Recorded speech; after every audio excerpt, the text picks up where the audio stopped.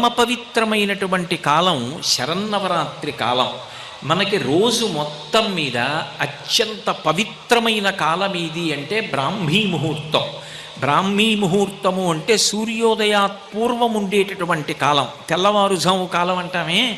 ఆ కాలం పరమ పవిత్రం, ప్రశాంతతకి ఆలవాలం. అందుకే పెద్ద పెద్ద క్షేత్రాలన్నిటా కూడా సుప్రభాత పఠనం చేస్తారు.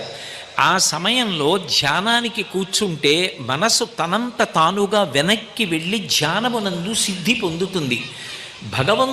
ధ్యానము చెయ్యడానికి తనంత తాను పరమ యోగ్యమైన కాలం ఏది అంటే బ్రాహ్మీ ముహూర్తం, తెల్లవారుజాము కాలం.